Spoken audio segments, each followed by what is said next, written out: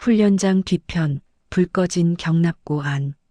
군수비리 기록이 담긴 USB를 손에 쥔 유나는 숨을 고르고 있었습니다. 자료를 확인한 순간부터 누군가의 시선이 꼬리처럼 따라붙고 있었기 때문이죠. 준장은 USB 안의 내용을 보는 즉시 얼굴이 굳었습니다. 자료가 새어나가면 자신이 끝장난다는 걸 알고 있었으니까요. 그 이후로 유나 주변의 동료들조차 눈을 마주치지 않기 시작했습니다. 이미 그녀에게 접근하지 말라는 무언의 지시가 내려온 상태였죠. 그리고 그날 밤, 훈련장 한쪽에서 이상한 움직임이 일어났습니다. 불길이 치솟는 무인 정찰기, 끊긴 통신, 그리고 유나를 절벽 쪽으로 몰아가는 낯선 병력들. 이 모든 상황이 한 가지로 이어졌습니다. 사고로 위장된 제거 작전. 유나는 그제야 확신했습니다. 이 USB를 가진 자신을 누군가가 없애려 한다는 걸. 그러나 침착함은 잃지 않았습니다. 내가 살아만 돌아가면 끝나는 건 그쪽이야. 그리고 누구도 예상하지 못했습니다. 유나가 진짜로 살아 돌아온다는 사실을. 과연 유나는 어떤 선택을 하게 될까요? 구독과 좋아요로 함께 해주세요. 오늘의 사연 시작합니다. 1장. 새벽 공기가 차가웠다. 유나는 숨을 고르며 텅 빈 훈련장을 바라보았다. 어둠은 아직 걷히지 않았고 먼 천막 쪽에서 희미한 바람 소리만 들렸다. 손안에 USB가 차갑게 식어 있었다. 그 작은 물건 하나 때문에 모든 것이 달라졌다는 사실을 그녀는 이미 알고 있었다. 소령? 등 뒤에서 낮게 부르는 소리가 들렸다. 유나는 천천히 돌아섰다. 준장이 그림자처럼 걸어오고 있었다. 군모를 쓰지도 않은 얼굴은 어둠 속에서도 선명했지만 표정은 전혀 읽히지 않았다. 그거 아직 가지고 있냐? 유나는 대답하지 않았다. 준장은 바로 앞까지 와서 유나의 손을 내려다봤다. 내가 말했지. 그건 내가 들고 있을 물건이 아니라고. 말투는 가벼웠지만 목소리 아래에 깔린 힘은 묵직했다. 그의 말 한마디가 한 사람의 인생을 뒤흔들 수 있다는 사실을 유나는 알고 있었다. 왜 이걸 나한테 묻습니까? 유나가 묻자 준장은 비웃음 같은 숨을 내뱉었다. 왜긴 왜야. 그 안에 내가 지운 게 들어있으니까. 그는 대놓고 말했다. 숨기지 않았다. 밤새 용기를 쌓으며 상상했던 모든 경계가 한순간에 무너졌다. 난 내가 좀 더 영리할 줄 알았거든. 준장이 말했다. 근데 이렇게까지 들고 버티는 거 보니까 내가 뭘 모르는 모양이야. 유나는 입술을 눌러 물었다. 제가 모르는 게 뭡니까? 내 목숨이 뭐 때문에 붙어 있었는지. 그 말과 함께 준장의 손짓이 떨어졌다. 뒤쪽 그림자에서 병사 2명이 나타났다. 무표정이었다. 야간 근무자가 아니었다. 작전 명령을 기다리는 사람들의 발걸음이었다. 유나는 2명 사이로 시선을 옮겼다. 그들의 시선은 이미 결론을 내려놓은 사람들 같았다. 감정이 없고 주저함도 없었다. 자, 소령. 준장은 고개를 약간 기울였다. 그 파일 내놓고 조용히 끝내자. 이게 마지막 기회다. 말씀대로라면 유나가 천천히 숨을 들이켰다. 기회가 아니라 협박이군요. 협박이면 어때? 준장이 어깨를 으쓱했다. 내 말대로 안 하면 너는 오늘 여기서 사라지는 거야. 차갑고 단단한 한 문장이 귓속에 박혔다. 유나는 심장이 한번 크게 내려앉는 걸 느꼈다. 그러나 두려움을 곧장 삼켰다. 도망칠 수도 물러설 수도 없었다. 준장님, 유나가 말을 이었다. 이 안에는 군인이라면 지켜야 할 게 있습니다. 누가 숨겨야 할 게 아니라. 준장은 코웃음을 쳤다. 내가 뭘 지켜? 내가 뭘 알아? 소령이 뭔데? 그는 한 발 더 다가왔다.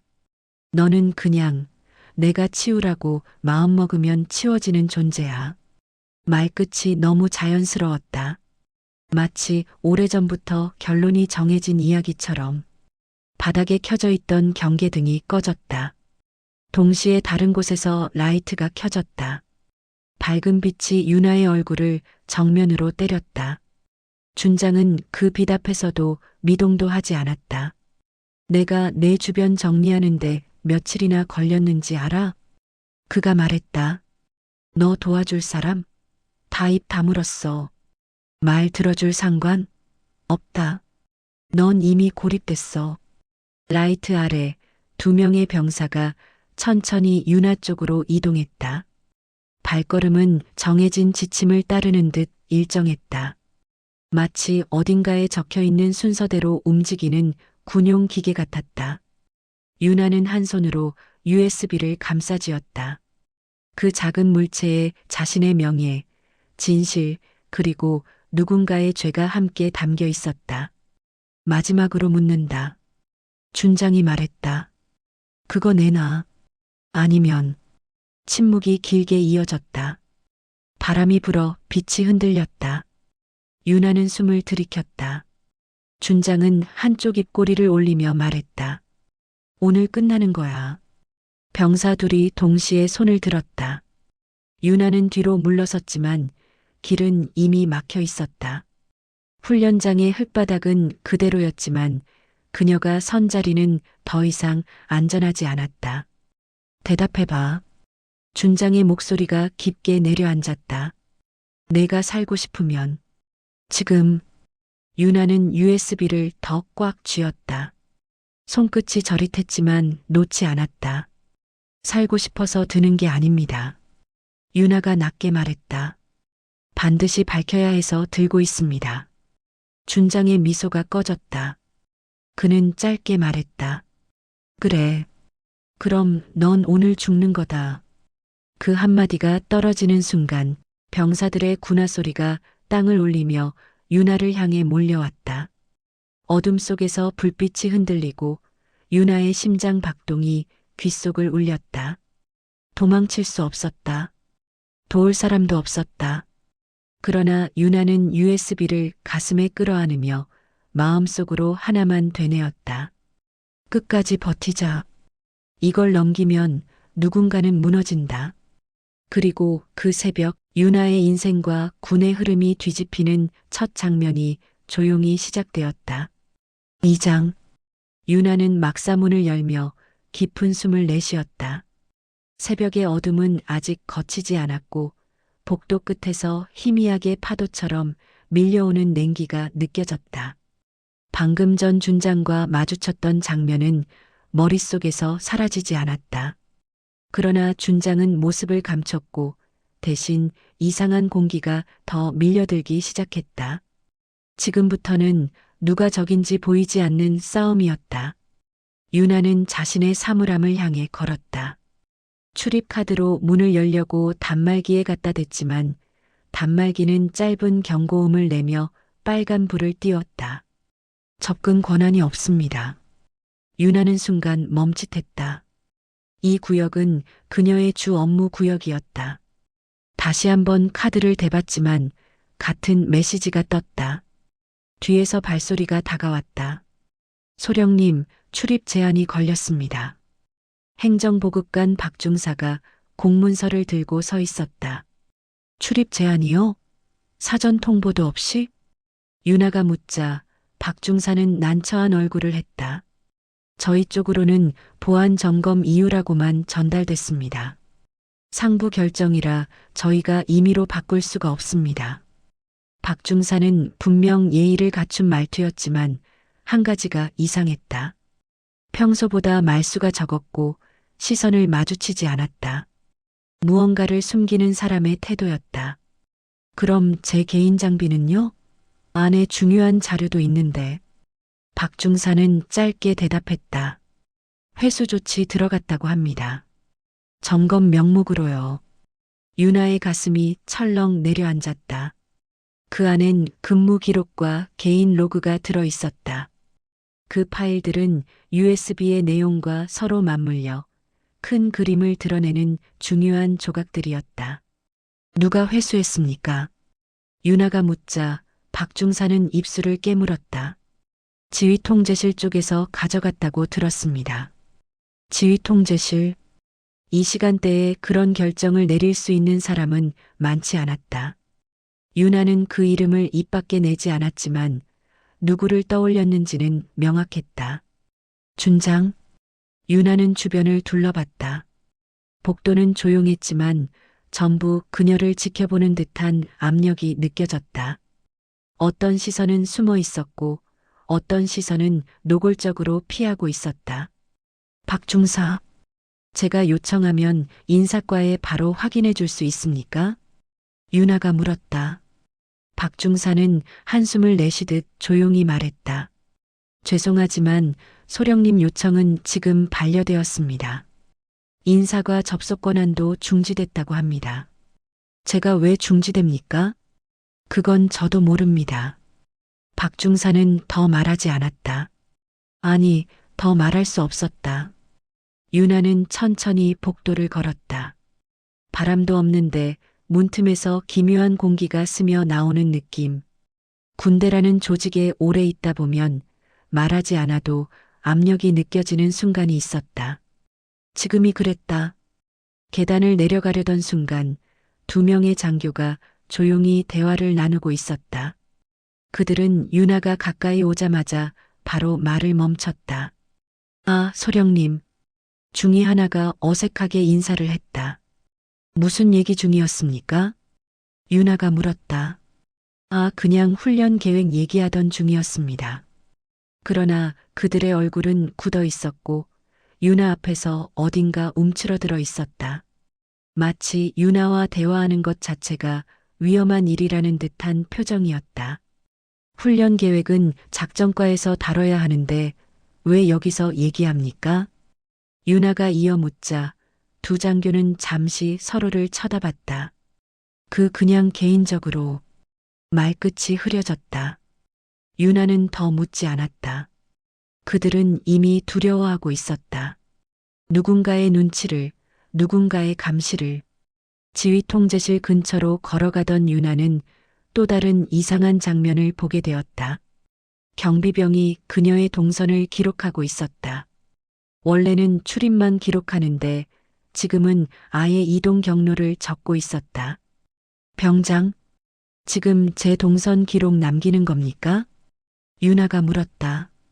병장은 놀란 듯 허리를 펴고 말했다. 지침입니다, 소령님. 고위 보안 조치라고만 전달됐습니다. 고위 보안 조치가 제 동선까지 포함됩니까? 병장은 대답을 주저하다 말했다. 저희도 정확한 이유는 모릅니다. 그냥 따라야 하는 일이라. 윤아는 속으로 아려오는 느낌을 삼켰다. 동선 통제, 출입 제한, 개인 장비 회수, 모든 움직임이 정교했다. 이건 누구 한 명의 사적 명령이 아니라 조직 전체가 움직이고 있다는 뜻이었다. 준장이 직접 손을 대지 않아도 그가 가진 힘이면 시스템은 알아서 굴러갔다. 윤아는 막사 앞 벤치에 잠시 앉았다. 심장이 두근거리고 머릿속이 어지러웠다. 그러나 USB는 여전히 손안에서 묵직하게 존재했다. 그때였다. 휴대 장비가 진동했다. 내부망 메시지 하나가 도착했다. 확인 결과 소령 이동 상황 보고 완료. 추가 조치 필요시 연락 바람. 발신 지휘통제실. 윤아의 손이 멈췄다. 그녀는 숨을 들이쉬고 화면을 껐다. 그 순간 누군가가 지나가며 속삭였다. 표정도 없이 앞만 보고 걸어가면서 소령님 오늘 조심하십시오. 윤아는 허리를 곧게 세웠다. 누군지는 보이지 않았지만 그 한마디는 확실했다. 이미 제거 절차는 시작되었다. 그리고 그 중심에 있는 사람은 말 한마디 하지 않아도 공기를 뒤흔드는 바로 그 준장이었다. 윤아는 고개를 들었다. 이제 살아남으려면 누구보다 먼저 움직여야 한다는 걸 명확히 깨닫는 순간이었다. 3장 불길은 갑작스럽게 일어났다. 무인 정찰기의 엔진음이 비정상적으로 흔들리더니 다음 순간 강렬한 성광과 함께 폭발이 이어졌다. 유나는 반사적으로 몸을 숙였지만 열기와 충격이 그대로 덮쳐왔다. 눈이 뜨거워지고 귓속이 멍해졌다. 주변에서 누군가 외치는 소리가 들렸지만 단어는 제대로 들리지 않았다. 소령? 뒤로 물러. 그 말이 끝나기도 전에 두 번째 폭발이 일어났다. 유나는 균형을 잃고 뒤로 밀려났다. 바닥이 기울어지는 느낌이 들었다. 아니, 바닥이 아니라 그녀의 시야가 기울고 있었다. 열기와 연기가 뒤섞였고 바람이 거세게 휘몰아쳤다. 절벽, 발끝이 허공 위에 걸려 있었다. 유나는 순간 본능적으로 손을 땅에 댔지만 흙이 금방 쓸려나갔다.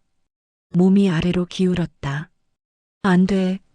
손 안에 쥐고 있던 USB가 잠깐 반짝였다. 그 한순간 유나는 그것만큼은 놓지 않으려 손가락을 꽉 조였다.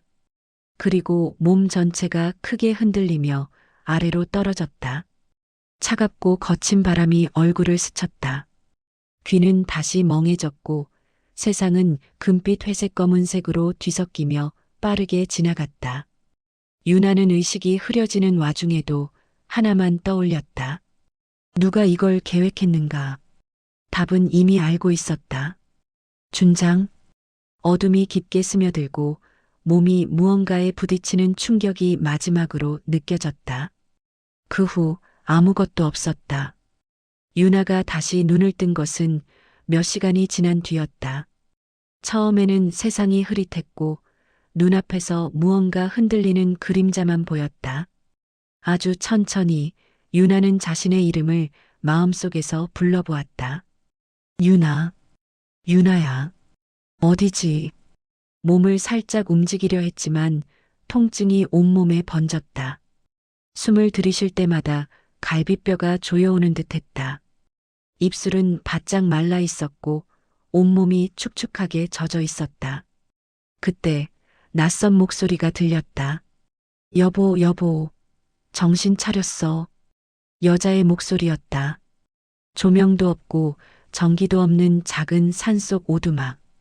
희미한 촛불 아래에서 유나는 노부부 한 쌍을 보았다. 괜찮아요? 말은 할 수 있어요? 할머니가 다급히 물었다. 유나는 겨우 고개를 끄덕였다. 입에서 단어가 제대로 나오지 않아 숨을 먼저 고르며 말했다. 어떡해. 우리가 발견했어. 산길 밑으로 물건 찾으러 갔다가 바위 아래에 사람이 누워 있어서. 할아버지가 천천히 말했다. 아무 연락도 못해서 일단 데리고 왔지. 유나는 주변을 둘러봤다. 오래된 목재 벽, 작고 낡은 테이블, 천으로 덮은 간이 침대. 전혀 군 시설과는 다른 세계. 휴대전화 통신 수단 없습니까? 유나가 물었다. 여긴 안 터져요. 할머니가 답했다. 몇 년째 그래. 군인들 훈련 오는 것도 못 받고. 유나는 숨을 들이쉬었다. 그렇다면 자신의 위치는 신고되지 않았을 것이다. 부대는 그녀가 떨어진 직후 현장을 정리했을 것이고 주변을 샅샅이 확인했겠지만 찾지 못했을 것이다. 그들은 아마 결론을 냈을 것이다. 사망. 유나는 천천히 눈을 감았다. 죽었다고 판단이 내려졌다면 준장은 사건을 바로 덮었을 것이다. 보고서 한 줄이면 충분했다. 훈련 중 장비 폭발 사고로 인한 전사. 유가족 통보는 생략. 추모식과 절차는 내부 검토 후 생략. 그 정도면 시스템은 쉽게 움직였다. 유나는 몸을 조금 일으키려다 통증에 다시 누워버렸다. 할머니가 팔을 붙잡고 말했다. 안정을 찾아야 해요. 하루 이틀은 움직이기도 힘들 겁니다. USB. 유나는 힘겹게 손을 더듬었다. 할아버지가 말했다. 그 조그만 검은 거 말하는 거지? 옆에 두었어. 아무도 안 건드렸어. 유나는 안도의 숨을 내쉬었다. 그것만은 절대 잃어버릴 수 없었다. 며칠 동안 유나는 오두막에서 회복을 시작했다. 온몸에 멍과 상처가 있었고 갈비뼈는 뚜렷하게 금이 간 상태였다. 노부부가 정성스럽게 약초를 갈아 발라주었다. 식사는 소박했지만 따뜻했다. 그러는 사이 유나는 조용히 정보를 정리하기 시작했다. USB가 살아있는지 확인하려고 조심스럽게 장비를 켜봤지만 전원은 들어오지 않았다. 그러나 통 안의 메모리만은 충격에도 대부분 살아남았다. 유나는 그것만으로도 희망을 잡았다. 밤마다 유나는 깨어났다. 폭발음, 낙하, 준장의 목소리가 이어붙어 악몽이 되었다. 손을 내밀면 아무것도 잡히지 않는 허공이 자꾸 떠올랐다. 그러나 그 악몽 속에서 하나만은 분명했다. 죽지 않았다. 살아남았다. 살아남았으므로 돌아갈 수 있다. 그리고 반드시 끝낼 수 있다. 그러나 유나는 몰랐다. 그녀의 실종 보고가 부대에서 어떻게 처리되었는지, 누가 왜 서둘러 정리했는지, 어떤 문서들이 이미 파기되었는지, 그 모든 것은 준장이 손 하나 까딱하지 않고도 이루어지는 일이었다. 유나가 잠들어 있을 때 할머니가 할아버지에게 조용히 말했다. 저 사람 무슨 일에 휘말린 것 같지요. 그래. 하지만 우리가 도울 수 있는 건 여기까지야. 이 산을 나갈 날이 오면 그땐 스스로 선택하겠지. 이틀째 되는 날 밤 밖에서 이상한 발소리가 들렸다. 유나는 순간 몸을 일으켰다. 누군가가 산길을 더듬는 소리, 낙엽을 밟는 무거운 군화 소리. 군인이었다. 할아버지는 조용히 불을 끄고 창문을 가렸다. 저 산 너머에서 가끔 보이는 사람들이야. 할아버지가 속삭였다. 며칠 전부터 돌아다니던데 딱 당신 떨어진 쪽을 향하고 있어. 유나의 심장이 크게 뛰었다. 그들은 그녀가 살아있을 가능성을 이미 알고 있었다. 살아있는 흔적만 사라지면 결국 실종은 확인된 사망으로 바뀐다. 유나는 입술을 깨물었다. 숨이 거칠었지만 눈빛은 오히려 또렷해졌다. 준장은 자신이 완벽하다고 믿었겠지. 그가 계획했던 사고사가 모두 끝났다고도. 하지만 유나는 가장 깊은 산속에서 가장 예상하지 못한 사람들에게 발견되었다. 이제 다음 단계는 하나뿐이었다. 돌아가야 한다. 증거를 들고 준장이 가장 두려워할 방식으로. 그러나 그 길은 결코 쉽지 않았다. 유나는 손가락으로 USB를 감싸며 중얼거렸다. 돌아간다. 그리고 끝낸다. 그날 밤 바람은 더 세게 불었다. 그리고 산 아래쪽으로 향하는 군화 소리가 조용히 사라졌다. 사장, 산속의 아침 공기는 차갑고 맑았다. 유나는 천천히 눈을 뜨며 몸을 일으켰다. 갈비뼈는 여전히 욱신거렸고 팔과 다리에 생긴 멍들이 뻐근하게 당겼지만 며칠 전보다는 한결 숨쉬기 편했다. 작은 오두막 안은 고요했고 나무를 타고 오르는 햇빛이 바닥 위로 얇게 내려앉아 있었다. 할머니는 약초를 끓인 찬물을 건네며 유나의 얼굴을 살폈다. 유나는 고개를 숙여 감사 인사를 했다. 따뜻한 온기가 몸속으로 스며들자 긴장한 근육이 조금 풀렸다. 하지만 마음속의 불안은 사라지지 않았다. 산 아래쪽을 오가던 군인들의 발자국 소리가 계속 귓가에 남아 있었다. 할아버지는 아침 내내 밖을 살피다 들어오며 조용히 말했다. 어젯밤에도 군인 셋이 산길을 돌았어. 손전등을 낮게 비추면서 계속 같은 자리를 훑더군. 그 말은 사실 확인이나 보고가 아니라 누군가를 철저히 지우려는 움직임처럼 들렸다. 유나는 천천히 숨을 들이쉬었다. 몸보다 마음이 먼저 굳어졌다. 자신을 찾는 것이 아니라 살아있지 않다는 증거를 확인하려는 수색임을 직감했기 때문이다. 할아버지는 유나의 표정을 읽고 더 말하지 않았다. 대신 마당에 놓아둔 장작을 천천히 쪼개며 한동안 오두막 주변을 맴돌았다. 그 침묵은 불안보다 더 무거웠다. 유나는 침상에 누워 벽을 바라보았다. 사고 직전의 장면이 머릿속을 스쳤다. 무인 정찰기가 흔들렸고 불길이 올라왔고 준장의 명령은 보이지 않는 손처럼 상황 전체를 지배하고 있었다.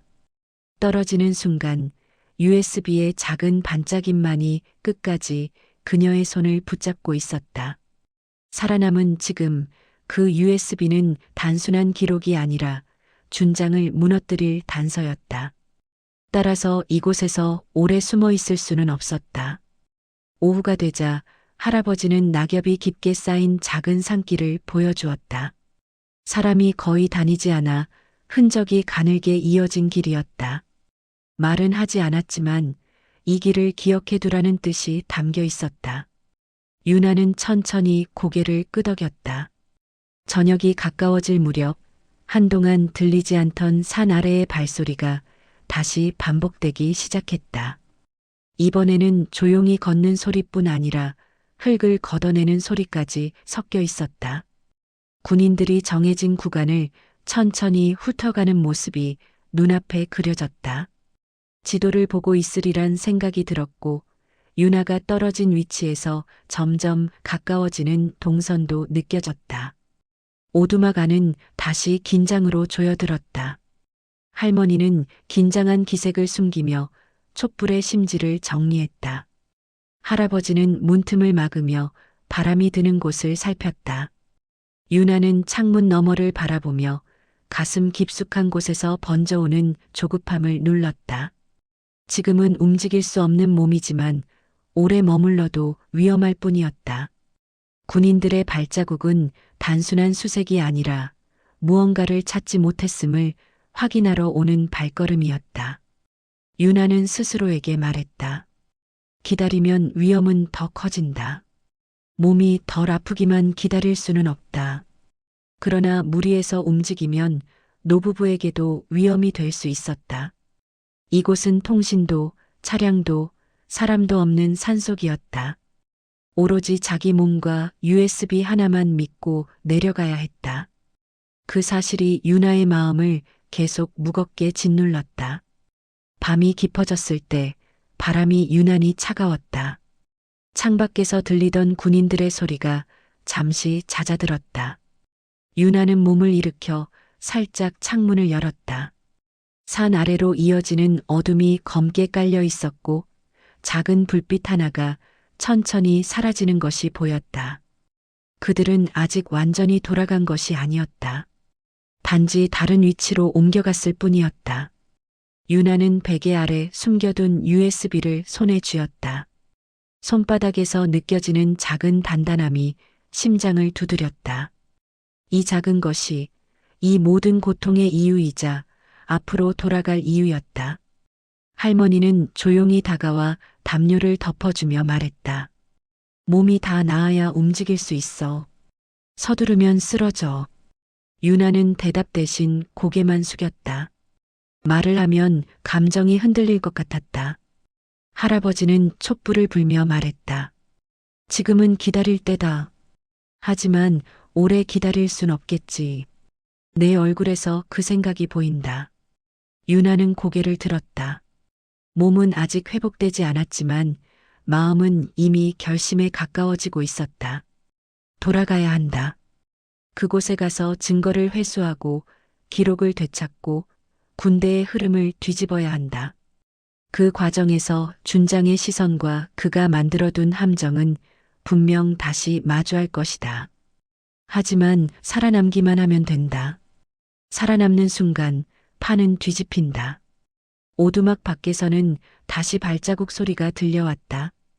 유나는 창문을 닫고 촛불이 꺼진 어둠 속에 조용히 누웠다. 산속의 바람이 천천히 흔들리며 오두막 벽을 스쳤다. 그 바람 속에서 유나는 결심을 한 번 더 되뇌었다. 조금만 더 회복하면 움직일 것이다. 그때는 더 숨지 않겠다.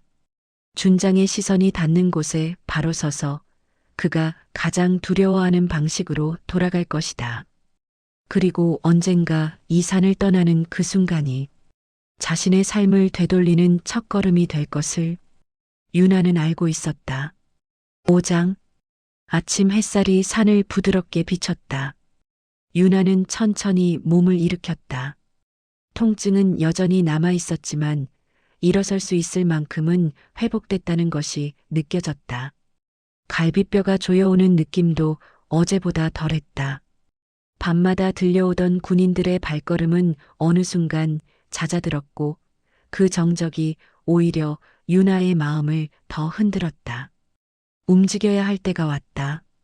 할머니는 한숨 섞인 눈빛으로 유나의 얼굴을 살폈다. 오늘도 좀 나아 보이네. 그래도 무리하면 안 된다. 유나는 조심스럽게 미소를 지었다. 떠날 준비를 해야 할 것 같습니다. 더 늦으면 제게도 두 분께도 위험해질 수 있어요. 할아버지는 오래된 지팡이를 꺼내와 유나 손에 쥐어주었다. 내려가는 길은 험하다. 이걸 짚고 나가라. 몸이 덜 나은 것 같아 보여서 그 말 속엔 염려와 포기 그리고 조용한 응원의 마음이 함께 얽혀 있었다. 유나는 오두막 앞에 서서 마지막으로 산속 공기를 들이마셨다. 나무 냄새, 흙 냄새, 멀리서 들리는 새소리. 이 적막한 산속에서 그녀는 목숨을 건졌고 두 사람에게 큰 빚까지 지게 됐다. 하지만 더 머무를 수는 없었다. 오전 햇빛이 어깨를 스칠 무렵 유나는 천천히 산길을 내려갔다. 아직 다리에 힘이 완전히 돌아오지 않아 걸음마다 통증이 따라붙었다. 하지만 멈출 수 없었다. 준장은 자신이 죽었다고 믿고 있을 것이고 그 믿음이 깨지는 순간부터 다시 사냥이 시작될 것이기 때문이다. 산길은 생각보다 길었다. 돌부리와 진흙이 뒤섞여 있어 몇 번이나 중심을 잃을 뻔했다. 그러나 오랫동안 군에서 단련된 몸은 금세 균형을 되찾았다. 부대까지 가는 길은 가파르고 멀었지만 오히려 낯설지 않았다. 집으로 돌아가는 길 같았다. 부대가 보이기 시작한 순간 유나는 자신도 모르게 걸음을 멈췄다. 정문 근처에 경비병들이 평소처럼 교대하고 있었고 훈련장에서는 장병들이 정렬해 있었다. 모든 것이 평온했다. 하지만 그 평온함 안에는 이미 다른 긴장이 숨어 있었다. 유나는 천천히 정문으로 걸어갔다. 경비병 둘이 동시에 눈을 크게 뜨고 유나를 바라봤다. 소소령님? 병장의 목소리가 떨렸다. 보고받기로는 사망하신 것으로. 유나는 차분히 말했다. 잘못된 보고였습니다. 지금 복귀합니다. 병장과 일병 둘은 서로를 바라보며 당황을 감추지 못했다. 그들의 표정 속에서 충격, 두려움, 그리고 설명할 수 없는 조심스러움이 동시에 비쳤다. 유나는 출입을 허용받고 천천히 부대 안으로 걸어 들어갔다. 그녀가 걸어가는 길은 이상할 만큼 조용했다. 몇몇 장교들은 유나를 보자 멈춰서서 숨을 삼켰고 어떤 이들은 아예 시선을 피하며 모른 척 지나갔다. 유나는 그 시선들을 읽을 수 있었다. 준장의 눈치를 보는 사람들, 이미 사건의 일부를 들었거나 짐작한 사람들, 그리고 죽은 줄 알았던 사람을 보는 공포. 그 모든 것이 실감나는 침묵이 되어 길을 감싸고 있었다. 작전과 건물 앞에 다다랐을 때 익숙한 목소리가 들렸다. 소령님, 지금 들어오셔도 되는 겁니까? 평소 말이 없던 중이었다. 이제는 눈을 제대로 마주치지 못하고 있었다. 유나는 짧게 답했다. 업무를 확인하러 왔습니다. 그러고 나서 계단을 올라 사무실 문을 열었다. 문 안은 고요했다. 장비가 놓인 자리에는 종이들이 뒤엉켜 있었고 그녀의 보관록은 자물쇠가 풀린 채 열려 있었다. 분명 누군가가 뒤졌다는 흔적이었다. 유나는 가장 먼저 USB 보관함을 확인했다. 자칫 잃어버렸을까 두려움이 가슴을 짓눌렀지만 다행히 장비는 남아 있었다. 서랍 속에서 USB를 찾아든 순간 손바닥에서 미묘한 떨림이 번졌다. 없어지지 않았다. 숨겨져 있었다. 어쩌면 누군가가 일부러 건드리지 않은 것처럼 보이게 남겨둔 것일 수도 있었다. 그러나 가장 중요한 사실은 딱 하나였다. 핵심 자료는 살아 있었다. 유나는 장비를 천천히 외투 안쪽에 넣었다. 그리고 사무실 안을 둘러보며 작은 이상함을 느꼈다. 기록이 바뀐 흔적들, 보고서 순서가 뒤틀린 파일들, 근무일지가 어색하게 조작된 것처럼 숫자가 흐트러져 있었다. 누구의 손인지 굳이 묻지 않아도 알 수 있었다. 준장의 지시요, 그의 사람들의 작업이었다. 이제 자신이 복귀했다는 사실은 곧 준장에게도 전해질 것이다. 그 순간 그는 반드시 공황에 가까운 두려움을 느낄 것이다. 계획이 이미 실패했고 죽었다고 믿었던 사람은 살아 돌아왔으니까. 유나는 손에 쥔 USB를 바라보았다. 이젠 준비해야 한다. 그 말은 스스로에게 하는 약속이기도 했다. 그 시각 부대 외부에서는 또 다른 움직임이 일어나고 있었다. 유나의 가족은 아직 공식적으로는 아무 말도 하지 않았지만 이미 사람을 보내 부대 주변을 살피고 있었다. 그들은 조용하고 정확했다. 누군가 목격했고 누군가 감지했으며 누군가는 그 사실을 눈치채지 못한 채 지나갔다. 저녁 무렵 부대 전체가 조용해질 즈음 유나는 자신의 책상 앞에 앉아 자료를 정리했다. USB의 자료와 그동안의 조작 흔적을 맞춰보며 몸은 여전히 아팠지만 정신은 점점 또렷해졌다. 죽음에서 살아 돌아온 사람이 어떤 마음을 갖게 되는지, 그리고 어떤 결심을 하게 되는지 몸이 먼저 말해주는 것 같았다. 그녀는 마지막으로 창밖을 바라보았다. 서늘한 저녁 공기 속에서 병사들의 발걸음이 어둠 너머로 사라지고 있었다. 언젠가 다시 이 부대 전체가 시끄러워질 날이 올 것이다. 지금은 폭풍 전의 고요에 불과했다. 유나는 자리에서 일어나 장비를 들고 조용히 말했다. 이제 시작이다. 그리고 어둠 속으로 걸어나갔다. 준장이 만든 거짓과 폭력이 무너지는 그 순간을 향해. 6장. 밤새 부대 안은 조용했다. 유나는 숙소에 돌아와 침상에 앉아 있었다. 몸은 여전히 아팠지만 마음은 흐트러지지 않았다. 산속에서 죽음과 가까웠던 시간이 오히려 더 명확한 결심을 만들어 주었다. 이제는 살아남기 위해서가 아니라 끝내기 위해 움직여야 했다. 창밖에서 교대 근무병들이 지나가는 소리가 들렸다. 모든 것은 평소와 같았지만 유나는 그 평범함 아래에 흐르는 긴장감을 선명하게 느꼈다. 자신이 살아 돌아왔다는 사실은 이미 부대 전체에 퍼져 있었고 그것은 오래된 돌을 물에 던진 것처럼 잔잔한 파문을 만들고 있었다. 아침이 되자 유나는 조용히 사무실로 향했다. 건물 입구에서 만난 중이는 유나를 바라보다가 눈을 피했다. 평소라면 그럴 사람이 아니었다. 유나는 아무 말도 하지 않고 복도를 따라 걸었다. 얼굴을 보는 것만으로도 지금 부대가 어떤 분위기인지 충분히 느껴졌다. 사무실 문을 열자 책상 위에는 누군가 새로 올려둔 파일 몇 개가 있었다. 표지는 새 것이었지만 내용은 익숙한 흐름이었다. 조용히 누군가를 향해 흘러가는 조작된 기록과 왜곡된 숫자들. 유나는 작은 숨을 내쉬며 파일을 넘겼다. 어디를 봐도 준장의 흔적이 있었다. 그 순간 문이 열리고 후임 장교 한 명이 들어왔다.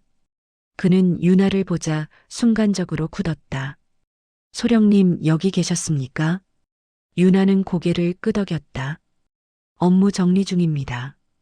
그는 잠시 망설이다가 낮은 목소리로 말했다.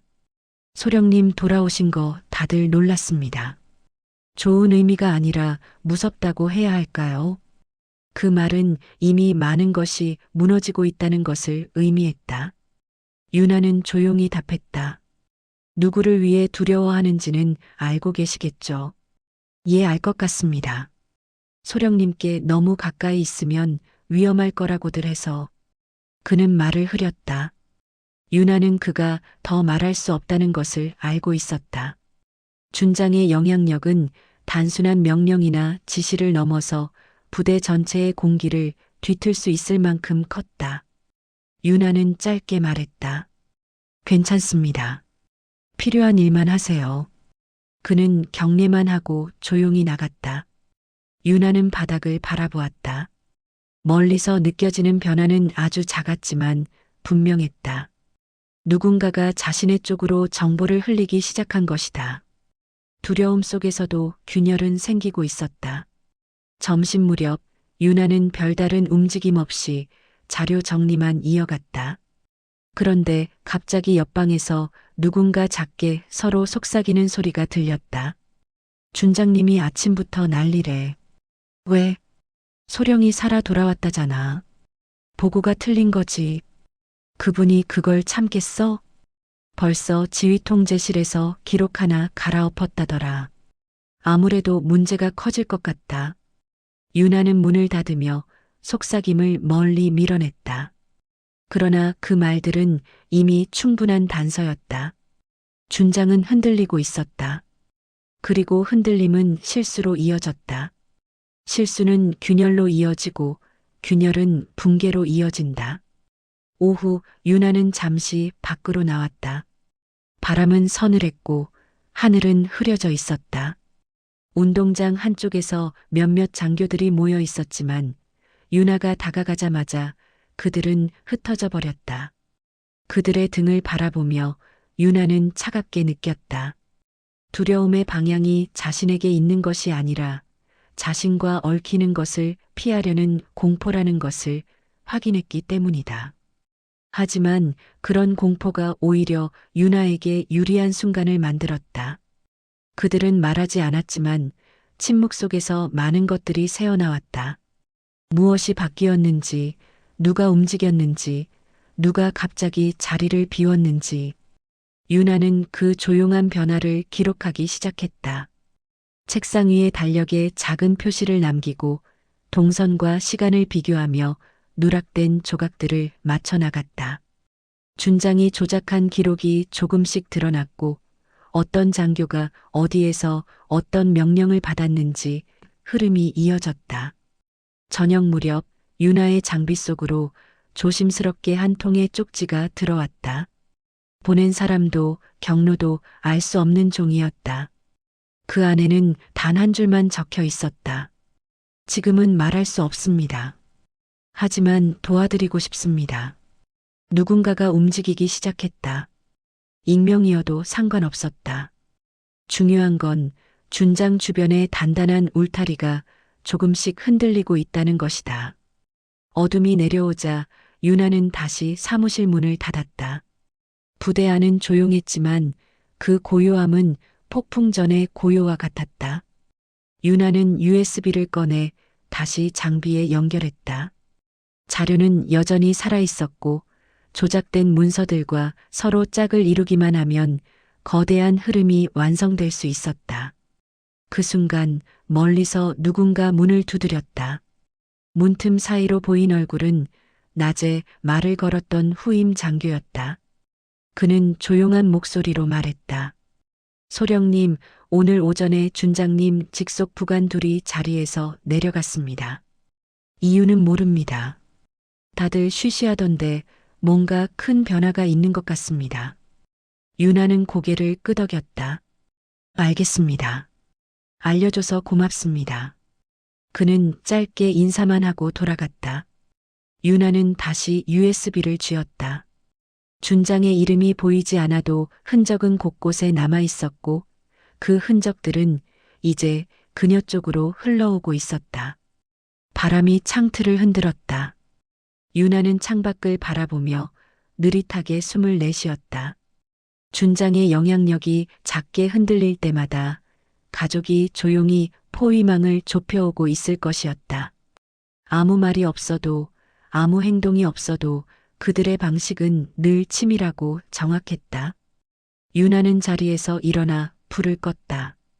침상으로 향하는 길은 길지 않았지만 그 몇 걸음 사이에 마음이 조금 더 단단해졌다. 이 싸움은 조용히 시작되었고 조용히 진행되고 있었다. 그러나 끝은 결코 조용하지 않을 것이다. 준장이 쌓아둔 힘도 숨겨둔 죄도 결국은 드러나는 날이 올 것이다. 유나는 속으로 말했다. 조금만 더. 이제 얼마 남지 않았다. 그리고 어둠 속에서 조용히 눈을 감았다.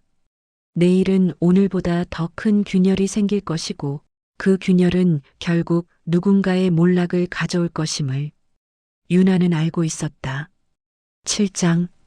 새벽 공기는 차갑고 조용했다. 유나는 일찍 사무실에 도착했다. 밤새 제대로 잠을 이루지 못해 눈가가 붉게 물들어 있었지만 마음은 오히려 또렷했다. 오늘은 분명히 일이 움직일 날이었다. 쌓아온 조각들이 서로 연결되기 시작했고 흐리게만 보이던 길이 서서히 형태를 갖추기 시작했다. 책상 위에 올려둔 USB와 조작 기록 몇 장을 다시 확인했다. 허위 보고서, 시간대가 맞지 않는 문서, 또 다른 장교 이름으로 돌아간 지시서. 그 하나하나가 작고 미약해 보여도 한 줄로 이어붙이면 거대한 진실이 되었다. 유나는 조용히 앉아 숨을 골랐다. 곧 열릴 회의는 단순한 보고가 아니라 군 내부의 균열을 폭로하는 자리였다. 목소리를 높일 필요도 없었다. 묵직한 사실 하나만으로도 분위기는 뒤집힐 것이다. 복도를 걸어가는 동안 공기는 이상하게 무거웠다. 장교들끼리 나누는 대화는 거의 들리지 않았고 다들 유나를 보는 눈빛만 있었다. 놀람, 두려움, 조심스러움. 어디에서도 편안함이라는 감정은 찾아볼 수 없었다. 회의실 앞에 도착하자 이미 몇몇 장교들이 서 있었다. 그들은 유나를 보자 애써 표정을 정리했다. 대령 한 명이 조용히 말했다. 소령, 오늘은 여러 사람이 참석합니다. 조심하십시오. 유나는 고개를 끄덕였다. 제가 할 일만 하겠습니다. 회의실 문이 열리고 안쪽에서 여러 장교들의 말소리가 쏟아져 나왔다. 유나는 한 걸음 한 걸음 천천히 안으로 들어갔다. 회의장은 넓었고 중앙에는 작전 상황판이 세워져 있었다. 벽면에는 각종 통계표가 붙어 있었지만 그것들은 오늘의 주제가 아니었다. 회의장 한쪽 자리에 앉은 준장 직속 참모들은 표정이 굳어 있었다. 그들은 어딘가 급하게 정리된 서류를 쥐고 있었고 손끝이 미세하게 떨리고 있었다. 유나는 그 모습을 단번에 읽었다. 준장이 급하게 움직이고 있다는 의미였다. 회의가 시작되자 사단 참모는 평범한 목소리로 일정을 설명했다. 그러나 말투 뒤로 묻어나는 어색함이 누구에게나 느껴졌다. 오늘 회의의 목적이 단순한 보고가 아니라는 사실을 모두 알고 있었기 때문이다. 참모가 유나를 향해 시선을 돌렸다. 소령, 사건 관련 자료를 가져왔다고 했지? 유나는 천천히 일어섰다. 작은 USB 하나만 들고 앞으로 걸어갔다. 찰칵. 장비가 켜지며 화면이 밝아졌다. 유나는 차분하게 말했다. 여기에 저장된 내용은 군수 관련 자료 일부입니다. 조작된 기록과 누락된 문서가 함께 있습니다. 회의장은 숨을 죽인 듯 조용해졌다. 준장 측 인물이 작게 기침을 했다. 누군가 서류를 바닥에 떨어뜨리는 소리가 들릴 정도로 긴장감이 짙게 깔렸다. 유나는 첫 번째 자료를 띄웠다. 보시다시피 이 항목은 실제 구매 기록과 금액이 맞지 않습니다. 또한 같은 날 다른 이름으로 같은 장비가 한 번 더 처리되어 있습니다. 참모들이 한 줄씩 읽어나가며 서로 시선을 주고받았다. 침묵은 더 무거워졌다. 유나는 두 번째 자료를 띄웠다. 다음은 출입 기록입니다. 저 날짜에 제가 승인한 적이 없습니다. 그런데 제 이름으로 문서가 남아 있습니다. 장교 하나가 떨리는 목소리로 말했다. 이건 누가 했다는 겁니까? 유나는 조용히 답했다. 진실은 기록이 알고 있습니다. 회의실 뒤쪽에 앉아있던 중령이 자리에서 급히 일어났다. 잠깐, 이것만으로는. 그러나 그의 말은 다른 장교가 끊어냈다. 중령님, 지금껏 이런 조작 사례가 몇 번 있었는지 압니까? 이건 심각한 문제입니다. 회의실 안의 분위기는 순식간에 뒤집혔다. 작은 자료가 큰 흐름을 흔들기 시작한 것이다. 유나는 마지막 자료를 화면에 띄웠다. 그 자료는 준장이 작성한 지시서 일부였다. 자취를 감춘 서류였지만 유나는 우연처럼 남아있던 단서들을 모아 복원해냈다. 짧은 문장이 화면에 떠 있었다. 정리 후 보고, 불필요한 흔적 삭제. 그 한 문장만으로도 모든 흐름이 드러났다. 회의장에 앉은 누구라도 그것이 단순한 묘사가 아니라 누군가를 지우기 위한 지시라는 것을 읽을 수 있었다. 참모장 얼굴이 굳어졌다. 이 지시가 실제로 누구에게 전달됐습니까? 유나는 차분하게 말했다. 정확한 기록은 삭제됐습니다. 그러나 지시 내용이 구현된 결과는 존재합니다. 제가 낙하사고로 사망 처리되었을 때 어떤 조치들이 준비됐는지 확인해 보면 됩니다. 신뢰가 더 차갑게 가라앉았다. 누군가는 숨을 들이마셨고 누구는 의자를 움켜쥐었다. 준장 측 인물 하나가 급히 말했다. 그건 오해입니다. 검토 과정에서. 그러나 말을 끝내기도 전에 다른 참모가 단호하게 끊어냈다. 오해가 아니라 조작입니다. 지금 보고된 내용만 봐도 흐름이 보입니다. 준장의 이름이 직접 언급되지는 않았지만 모두의 시선이 가는 방향은 하나였다. 유나는 크게 숨을 들이쉬고 마지막 말을 꺼냈다. 오늘 보고한 내용은 전체 중 일부분입니다. 남은 자료는 별도로 제출하겠습니다. 진실은 시간을 두면 반드시 드러납니다. 조용한 문장 하나였지만 회의장 전체를 흔들어 버리기에는 충분했다. 참모장은 자리에서 천천히 일어나 선언하듯 말했다. 준장님은 오늘부로 직무정지를 검토하겠습니다. 추가 조사와 상급부대 보고가 즉시 필요합니다. 회의장은 순식간에 분주해졌다.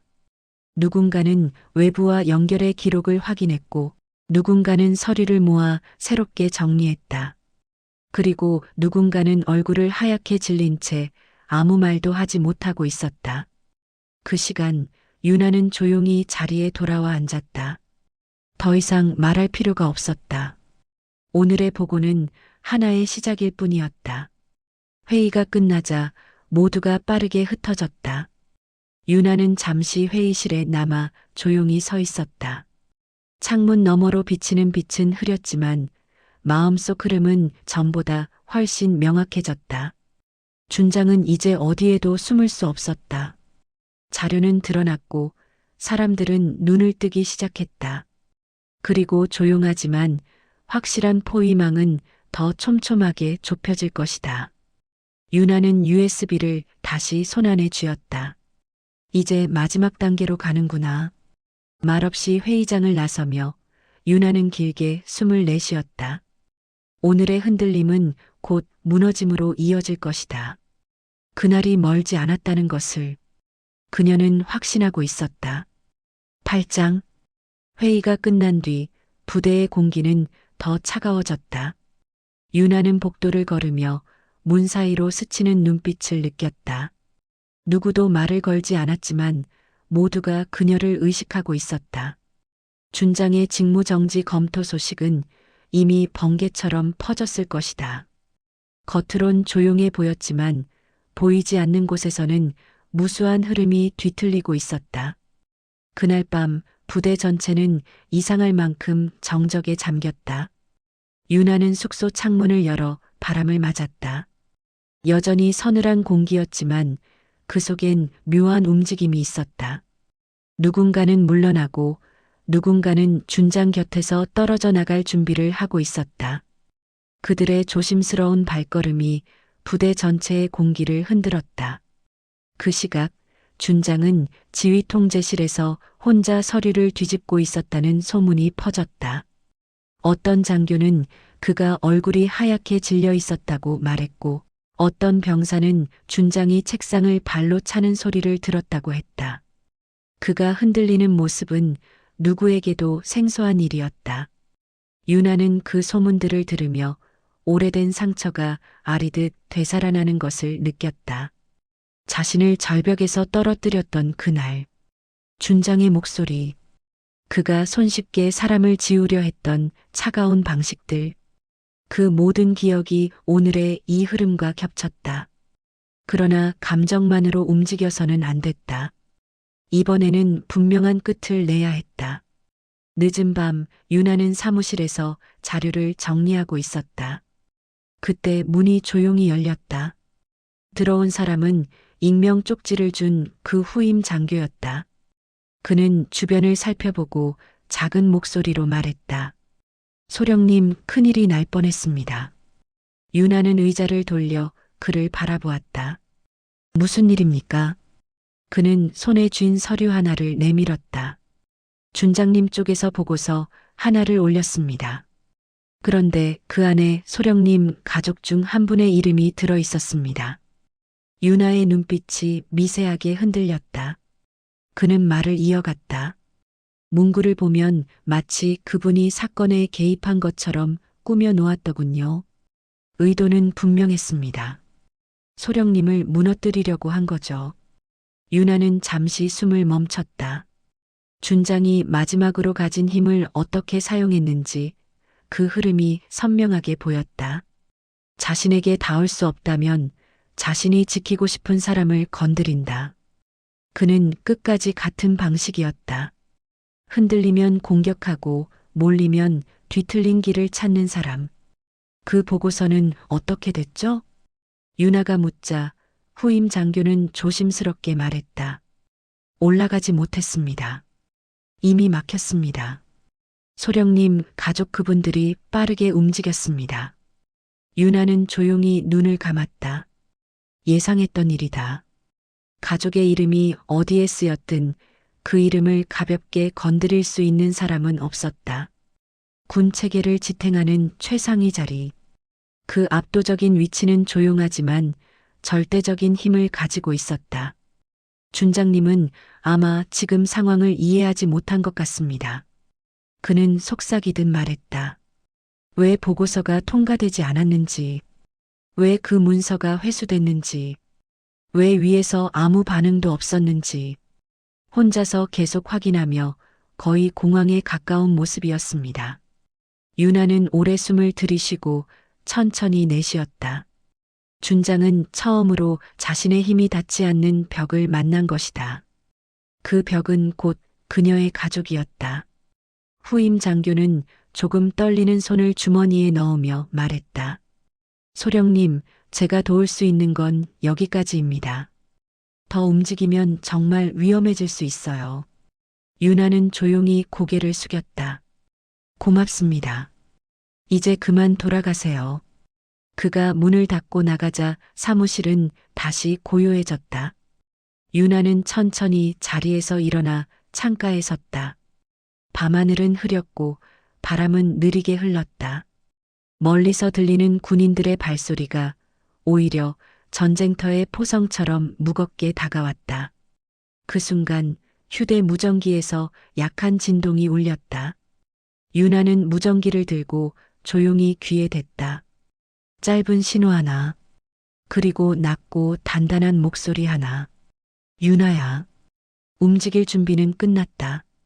가족이었다. 단 한 문장이었지만 그 안에는 모든 흐름이 담겨 있었다. 조직을 움직일 수 있는 힘, 기록을 뒤집을 수 있는 권한. 한 사람을 보호하기 위해 군 체계를 뒤흔들어도 되는 위치. 유나는 무전기를 살짝 쥐며 낮게 대답했다. 이제 제가 결정할 때입니다. 무전기 너머의 목소리가 조용히 말했다. 맞다. 마지막 선택은 내가 해라. 무전기가 멈추자 사무실은 더 고요해졌다.